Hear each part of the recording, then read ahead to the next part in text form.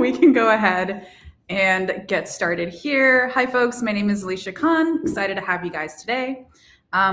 Today, we are going to be presenting on the fact that Drift email is sunsetting and allGood is their recommended replacement, which I'm very excited to tell you about. Robin, you just want to go ahead and introduce yourself quickly? Yes.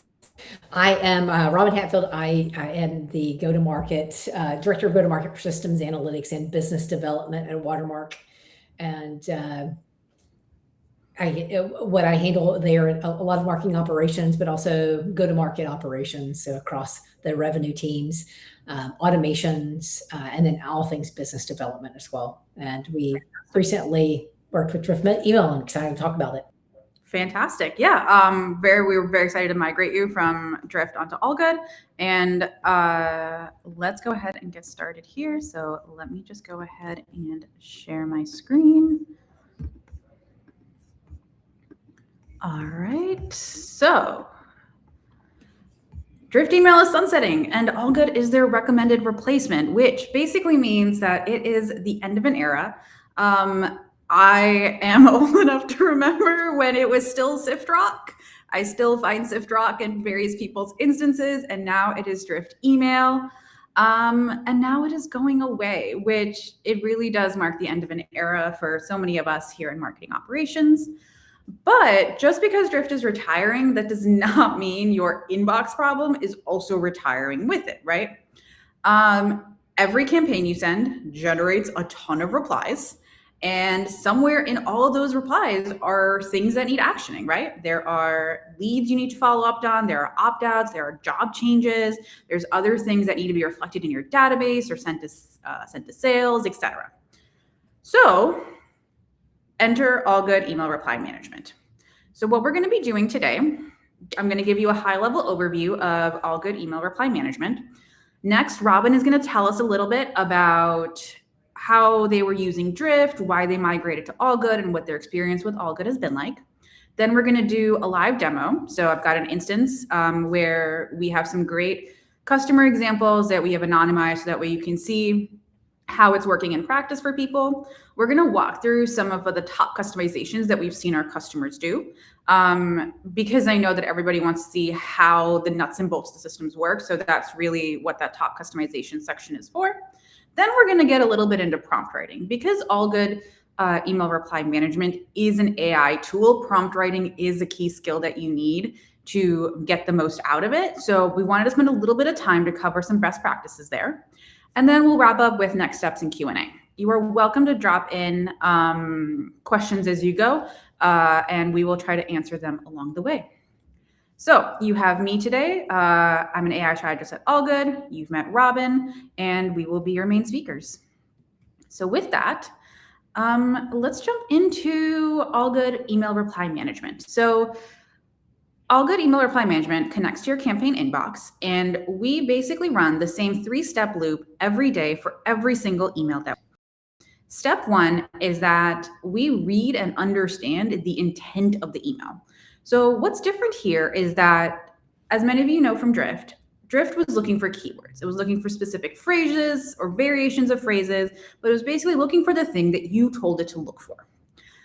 With allGood, because we're leveraging various AI technologies, we're actually reading the email, right? We're reading the email as a human would in order to understand tone, language, context, so that way we know what the person on the other end is asking for or what that automatic reply actually contains. From there, we're going to go ahead and classify and sort that email into a category. The categories are defined in plain regular English, right? And that's one of my favorite things about our platform is that we're not necessarily using complex and if or rules. We're doing this in the same language that you and I use to speak to each other, right, on a regular basis. Then our technology is able to apply those categories and those classifications consistently at scale. And then from there, we can take an action, right? So depending on the kind of email and the kind of category it is, we can route leads, suppress records, update CRMs, or, for all the junk, just straight up ignore it. And no human ever has to go in and touch those emails. So what does the rules versus reasoning really look like? in practice here. So on the first column, we have some examples. And then we have a comparison of how Drift may have traditionally handled it and how allGood handles it differently. So for example, we have, can you remove the typo on slide 3?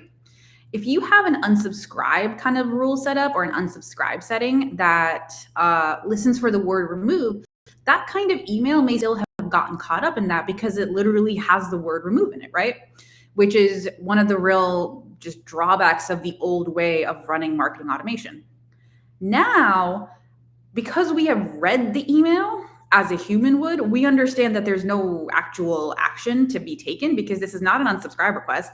This is somebody just probably responding to the wrong email with like the wrong thing, right? There is no action to be taken here, so it goes into the junk pile and nobody has to see it again.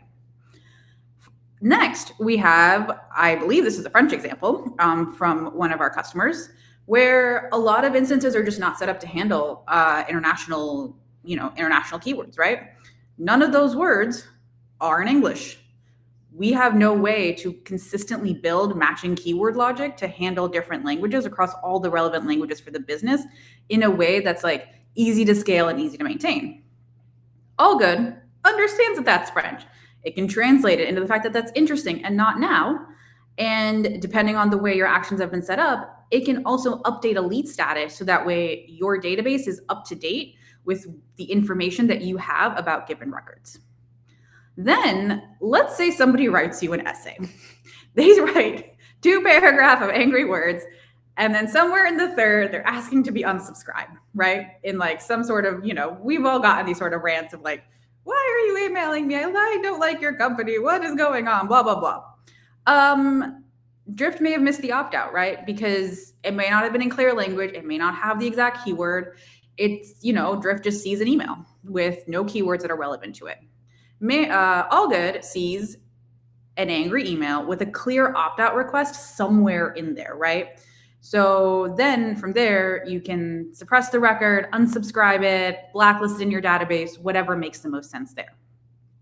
And then, you'll often get responses back that are like, hey, our security team wants to evaluate, or our procurement wants to evaluate, or hey, I'm just researching, I'm just looking some more into this.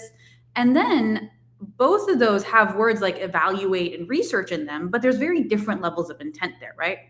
So with allGood, what you can do is route those differently based on the actual buying signal that you have available to you in the context of the emails. So from here, what do you get out of the box, right? Because one of the things with Drift is simply that like we have to set this all up from scratch. And here at allGood, we wanted to make sure that as much of this is running quickly and easily as possible as we can be for you guys. So we come with 7 categories out of the box.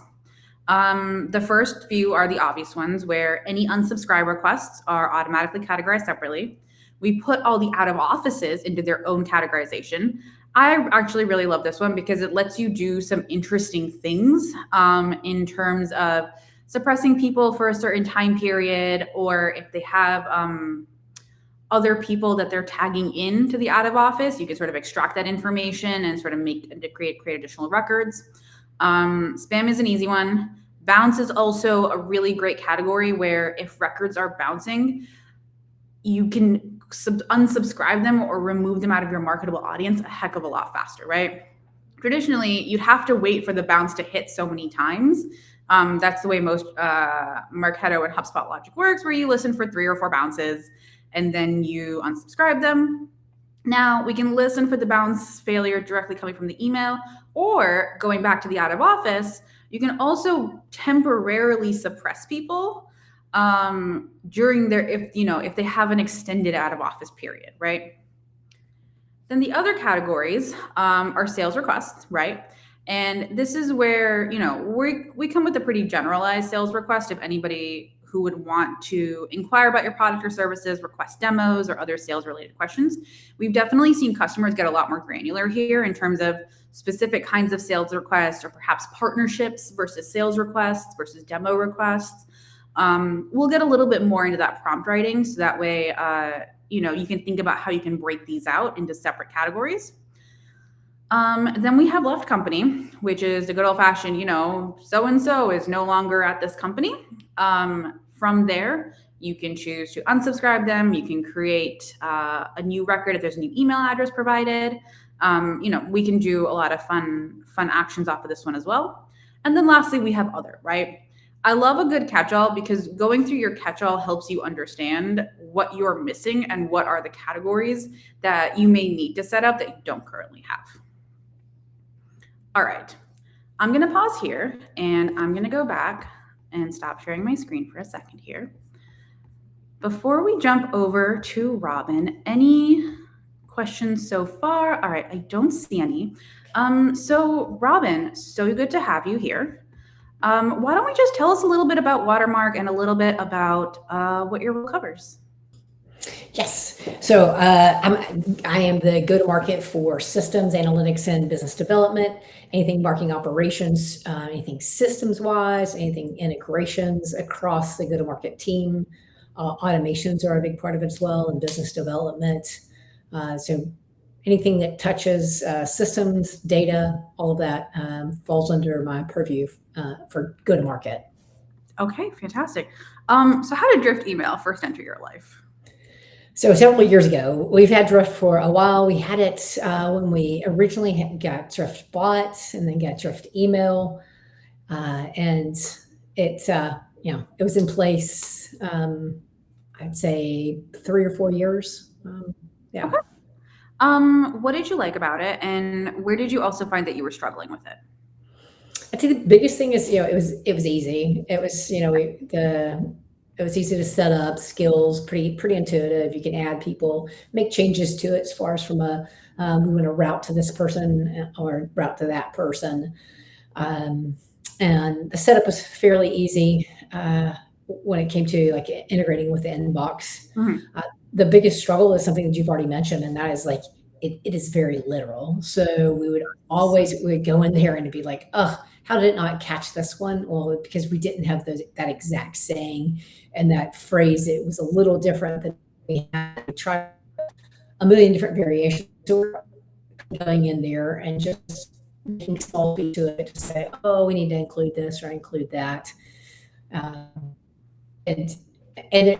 You never can guess all the different ways people say, like, remove me, cancel this, unsubscribe, or like out of office, or I'm no longer at the company, retired, what have you. There's always many different forms, and it was just impossible to keep up with the different ways to update it. Yeah, no, and that's also like just in English. So I think especially for some of our customers who are emailing multiple languages, like, X that problem times however many languages you're sending emails in, and I can't even imagine what their the chaos in their Drift instance would have been. Yeah, when you showed that, I was like, oh my gosh, I'm glad we didn't have that problem. But yeah, times 100, yes. Times 100, basically. Okay, cool.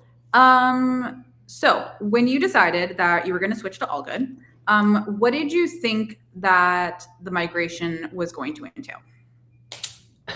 Anybody in marketing operations, business operations, sales operations, revenue operations always hears from like a vendor, oh, seamless integration, super easy to put together. This is plug and play, and you're like, everyone just, it's like nails on a chalkboard to hear plug and play because it's usually just absolute nonsense.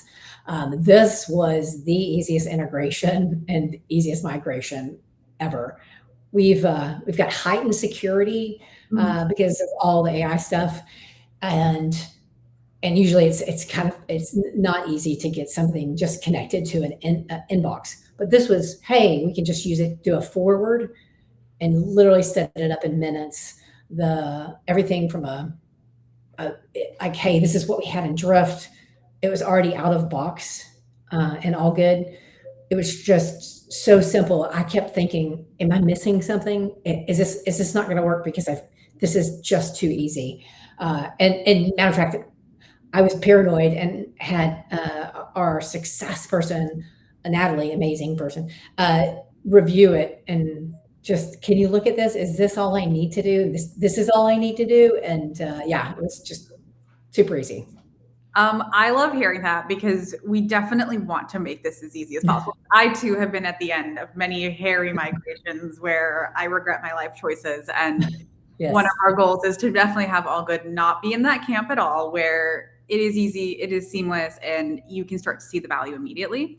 How did you go about sort of build? So it sounds like you really loved the initial categories. How did you go about building and refining them over time? Just using it more like of a test, like, hey, this is what we're expecting it to do, and this is what it did. And it was just very minimal. Most of the tuning had less to do with like the categorization of what the AI was doing and more to do with like, oh, I can do that and push that to Marketo. Mhm. And Mhm. so it was less about it worked from the get-go for us. I think, Mhm. all the out of box and then like different things that we could do once we received that and like knew what to do with it. Just yeah, that was the biggest part of our like tuning. Amazing. I know this question isn't on our list, but I'd love to ask, what is one of your favorite things that you've set up sort of as a subsequent action on a reply? Or like, the way that you're handling the data you're extracting into Marketo or your CRM?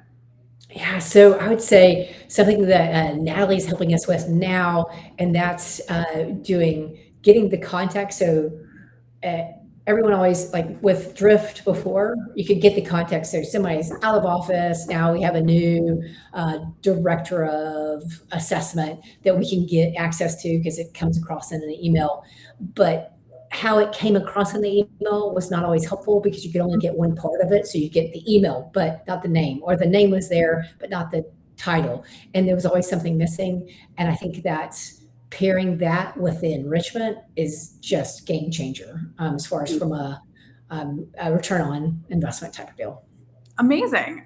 So yeah, so it sounds like you're using allGood also provides enrichment. So we're just baking that in. So that way those records are landing fully baked, ready to be followed up into your instance, which I really love that for you. Because we've definitely heard folks talk about that Drift scraping of new records was a little willy-nilly all over the place. Oh yeah. Which, it's limited by the technology that it has, right? Like Drift was doing the best they could with that era of technology, but now with AI, we can be a heck of a lot smarter with what we're doing here.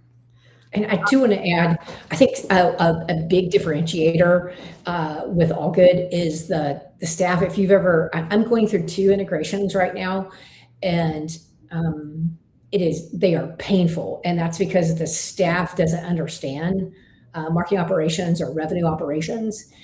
With allGood, these are people that are experts in it, like to a ridiculous degree, like that probably know the systems better than I do, and I'm in them all the time.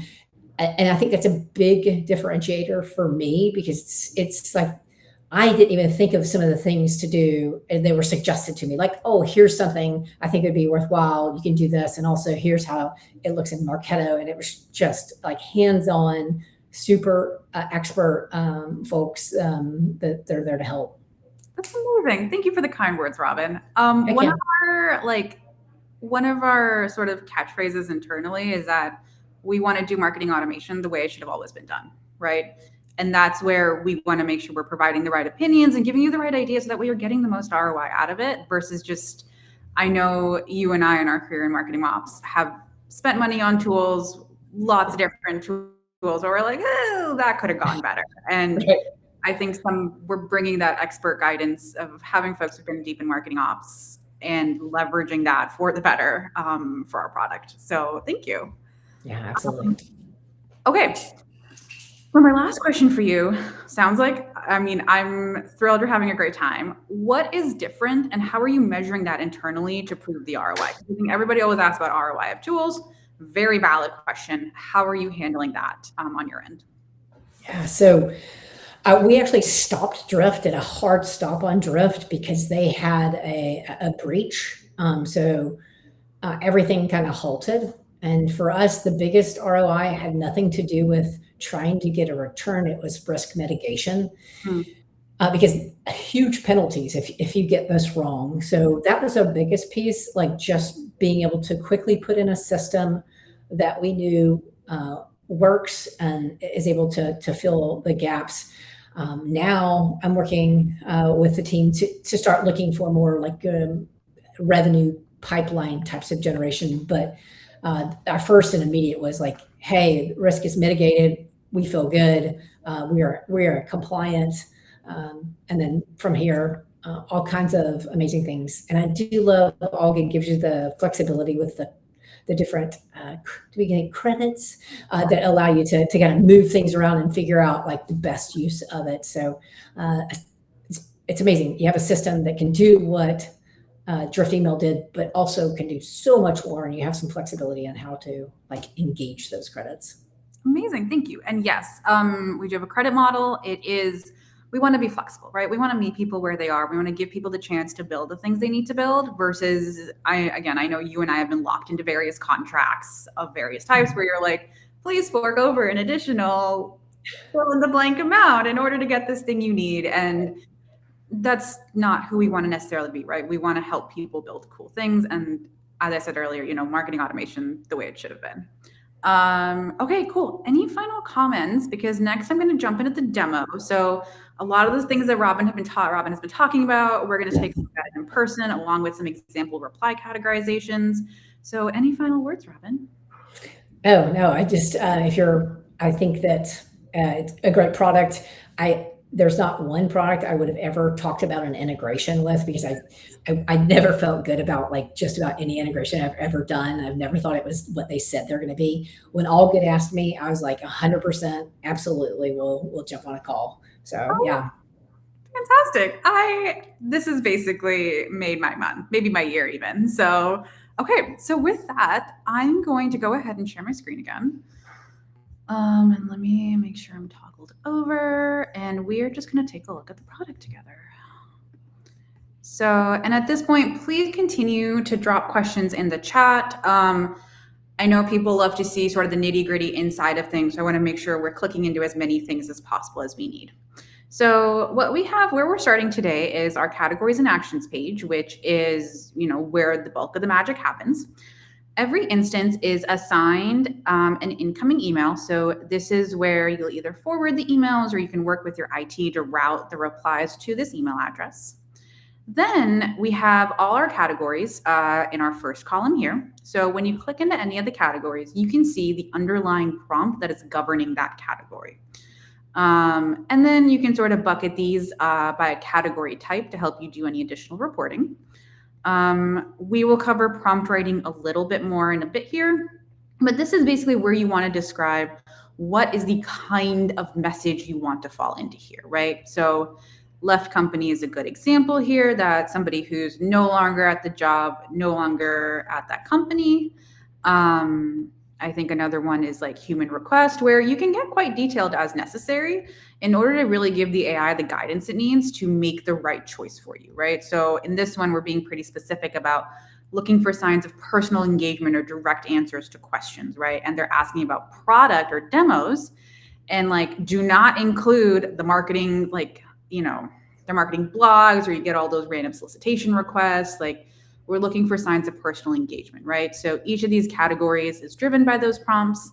And then you can customize them and add additional categories as necessary. From there, we have an extract data step. So what this does, and you'll see here that we're extracting data for out of office, left company, and changed email, is that based on the body of the email, you can pull out additional data points to use during the action step here, right? So in this case, we wanted to pull out the out of office return date. For left company, we're pulling out the new contact's email and name so we can create a record for them. And in this case, if somebody has a changed email, we're pulling out the new email address they have provided, right? So again, this is where you can start to build some really robust automation, looking at that reply, pulling out information, and then we get to the action step. So from here, this is where you decide what you want to happen with that email reply. Now, in some cases, for some of these that are like bounce or spam, we don't really need to do anything, right? They're just going to go into that category, they're going to vanish into the ether, and that is exactly what we want to happen to them. But for others, right, so unsubscribe is a great example. We may want to have an action take place in Marketo. So in this case, we are syncing that lead over to Marketo, and we're updating the unsubscribe field to true, so that way you can unsubscribe them. You can also go ahead here, and if you wanted to add a reason field or any of that, you can update as many fields as you want. Under add action, you can see a variety of actions that we support right now. We support Eloqua. We can forward an email directly to an inbox, HubSpot, Marketo, and Salesforce. And then additionally, you can send records to an allGood worksheet, which will allow you to do some of that more fun processing that Robin was referencing in terms of enrichment. We have other customers that are using our functionality to also do like lead routing and lead to account matching, for example. So if you have a record come in and you want to immediately assign it to a BDR and match it to an account, we can go ahead and help you with that as well. So that way you're really creating an end-to-end journey for that record from a single email reply. So I'm going to go ahead and close that one out. We can take a look at a few more. So a human request is a good example of a forward email where once you've got that email, you can go ahead and forward it to anybody you want. You can structure the subject line as you want, include the original email, and then you can provide any CCs or reply to or from names. So that way, you can provide you can include additional people and maybe provide some additional context for that email as well. Okay, I'm just going to pause here for a second and toggle back just to see if there's any questions, which I don't think there are. So I'm going to hop right on back then. Let me do that. So that from here then, and then you can see here what are all the different messages that have been categorized under that grouping. You can click into here to see what are all the messages that have been in here. So we'll then navigate to the messages tab and you can see up here on the top bar all the different categories, and then clicking on them will basically show you what that reply is. I've gone ahead and pulled out a few examples. So we have anonymized these, but these are all real examples that we have found in different customer instances. So this is a pretty classic one where this is in German. Drift would have no idea, unless you were a German company using Drift for your German contacts. Any of us US-based or anybody else wouldn't really have the rules necessarily built out to be able to categorize this email, right? But in this case, allGood is able to read the email, understand that it means somebody has left the company, and then also extract out the new email that they have provided to contact them with, right? So one of my favorite examples, just because this is definitely something, as Robin mentioned, this is the whack-a-mole game, right? Where you're trying and it's almost physically impossible to cover every single use case using rules-based, keyword-based logic. Next, this is a good old-fashioned, I want to be unsubscribed, but I never said the word unsubscribe. We have all gotten a version of this email where they are angry, they are mad at you. But if, again, we were looking at that keyword logic, the words unsubscribe like never really appear here, or remove, or any of the keywords that you would listen for, right? This person does very clearly want to be unsubscribed because you and I as a human can understand that. But traditional keywords wouldn't have caught that, right? And that's really where the magic of AI is that it reads that same as you and me and is like, oh, yep, that person, let's unsubscribe them. And let's make sure that they do not get any of our emails any further. All right. Technical support, right? This is a great example of human request, and also how you can build out additional categories for human request, right? So in this instance, we have one generalized bucket for human request, but you could very much, depending on your business or the types or the inboxes that you're sending into us, you could have a separate human request category for support requests, for partnership requests. If you have demo requests also coming in, you can build out separate categories for all that.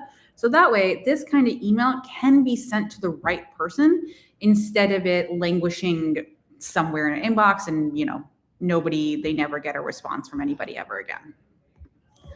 The next one is another type of human request, right? So this is where we can start to build out those additional categories of, this is really a sales request, right? This is a sales request. They need a BDR or an AE or someone like that to categorize to get them. So we can categorize it as a human request and then get it in front of the right person. And then lastly, this is a great example of where we can start to extract additional information, right? So thank you for your email. I'm out of office and I'll return on April 1st, right? Today is August 4th, but let's say you got this email on like February. Normally this record would have bounced like 3 or 4 times and be out of your database, and you would have accidentally removed somebody for no good reason, right? From your marketable list. But in this case, we can extract the office date, extract the out of office date, suppress them for a time period, and then go ahead and resubscribe them when the time comes. So those are a few of the really fun examples that we have in our instance. I am going to go ahead and toggle back to the slides here. And let's go ahead and talk through some of the fun customizations and the top customizations that we've had our customers do. So and this is one I've sort of been alluding to along the way, is suppressing a lead based on how long they are out of office. So in order for this to work, your first step is to first categorize the reply as out of office, right? So this one is one of the ones that ships out of the box, but you can add additional language to the prompt if you'd like.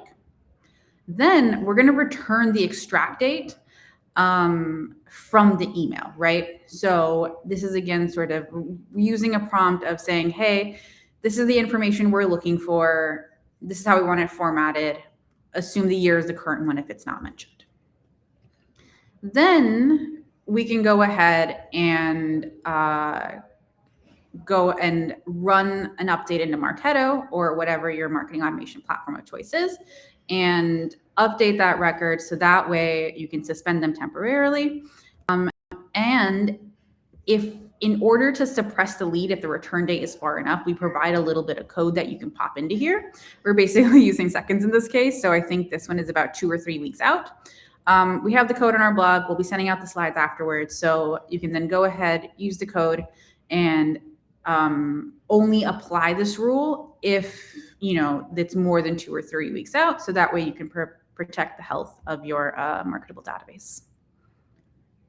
Then another really classic example is creating a new lead when an old one leaves. So first step here is, again, to categorize the reply in the right category, which is in this case left company. It's another one that ships out of the box, but you can add additional color to it if you'd like. Then in the extract step, we're going to pull out the old, we're going to extract from the old person's email, we're going to extract the information for the new contact, right? New contact, new email, and new last name if they have it. And we're going to pull out all that information. So that way, when it comes time to do the actions, we can unsubscribe the original record and then go ahead and create a new record, right? And this is another one where if you wanted to add an enrichment, we absolutely can, where before we sync that record, we can go ahead, enrich the record, right? To make sure that they're a valid record, that they fit, whatever the criteria is if you want, normalize the data, and then send it over to your marketing automation platform. Okay. Then prompt writing tips. This section we thought was super important because AI is magic. Let's not lie about that. But it's also prompt writing, right? We're going to use reply categorization as our working example, but any of the tips that we're about to cover here can be transferred to really any tool that you're writing prompt instructions for. So 3 big rules for writing category definitions that behave consistently. You have to make every category distinct, and if there's overlap, you have to name the tiebreaker. You have to write the definitions around the action that you want to happen from that category. And then for specific categories that need to roll off of very specific phrases, definitely drop those phrases in, right? We've definitely, talked about how like keywords is not the way to go forward. But for an AI, keywords can also give it some signals about what are the kinds of things it's looking for, right? So that way it has some context to ground it, and then it can use that context to make better decisions about the categorizations. So principle 1, making every category distinct.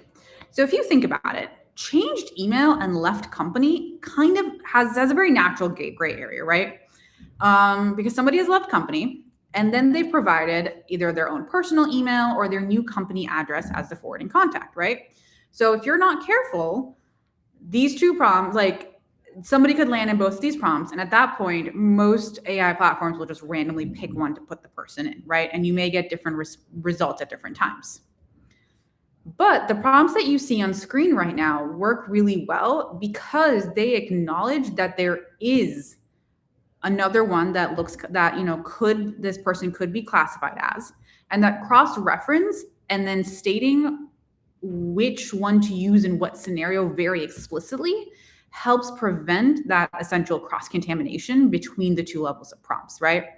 So in changed email, we're being very explicit that like the new email belongs to the individual, right? So it's the same person, just a different email address. And we're very explicitly saying that if the sender says they've left the company, you need to use the other category, right? And in the left company one, we're again being very explicit that if another email is mentioned, it is different than the one that the email is originally coming from.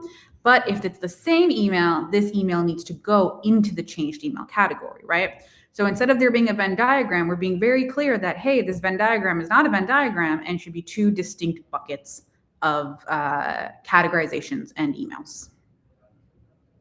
Then you have to write your prompts with actions in mind, right?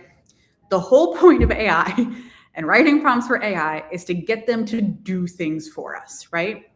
So when you're writing prompts, you need to be thinking about what is the thing that you need it to do after it has digested this information or like processed this data, right?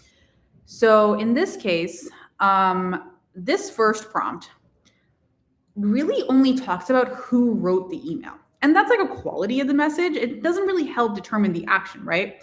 It's the same way that we could just say like, thanks, yes, I love a demo. Hi, my favorite color is blue. All of those things could all fit under there. And we haven't really made it easy for the AI to determine what it needs to do with all of those, because all of those are very different and they all still fit because they have all technically been written by a human. But we, as people who are running these systems, are going to want very different actions to take place based on the different kinds of human written emails that we get in. So this prompt is much better, right? Because we're being very explicit that we want actionable messages in this category, right?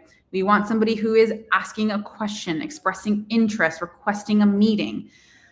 Mere acknowledgements where there's no action required are going to be classified in another category, right? So we're being very clear that we want this type where we can do something with it. And we're being very explicit, as you mentioned earlier, about making sure there's no Venn diagram categories, that, hey, anything else that doesn't quite fit this needs to go somewhere else, right?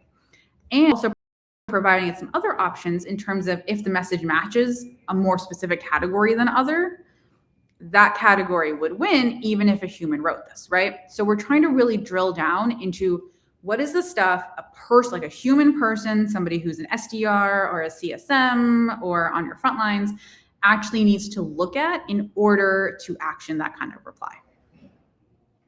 And then principle 3 is getting specific when it matters, right?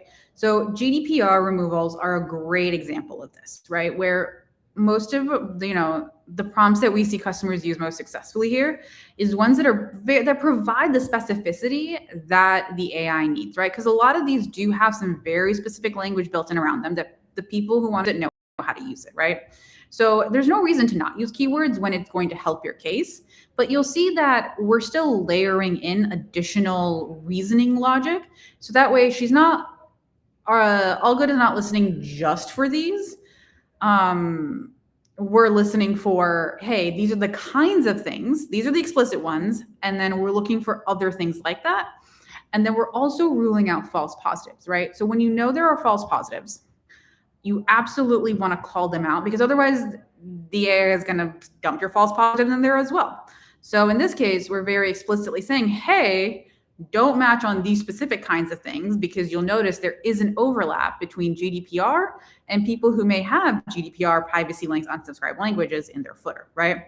So we're very clearly, again, untangling that Venn diagram so there isn't a Venn diagram, and creating distinct buckets by creating very specific prompts. All right, so you've written all these prompts. How do you know any of this is going to work the way that you want it to? We have a test suite.